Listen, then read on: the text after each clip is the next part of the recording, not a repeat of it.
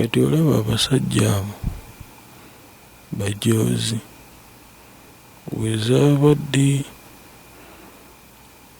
abasajja abo bajoozi tebaakoma kulya buli ssente.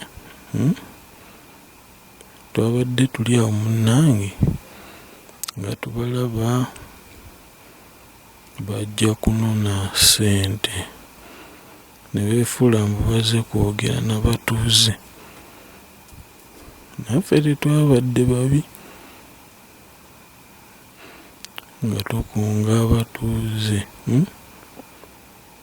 nga tubagamba tetujja bakkiriza kukola lukiiko kuba jjukire bajja okulya ssente.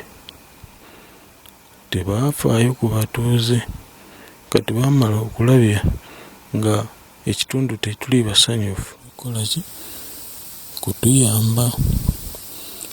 Naye ate weerabidde nti abo bennyini bajooni babusiku abo be baalya ssente z'omusajja ne bamulimbalimba okukolaki okukolera mu kitundu ekyo.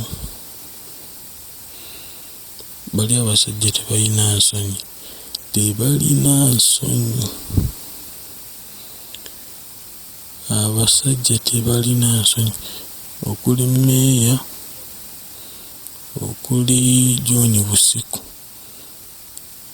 tawuni kiraaka bali bajja kumalawo njeru. Naye gwe ky'oba okola nze toyogera amannya gange wekifuule nga kyama. Naye ffe tetugenda kuddamu bakkiriza kujja ku kitundu kubanga twabategeera. Oyo Kyazze yatwala miliyoni zaali 9 abaserikale be baatugamba ku kyalo. Simanyi wane wabiwulirako naye nga miliyoni 9 omusajja ze yalya ffe tulwala endwadde kubanga guli omukka mubi. Kyova naffe tusazeewo tebakkiriza kwogera batuviire ku kitundu bagende. So ge mawulire agabadde gy'otabadde olunaku olwaleero.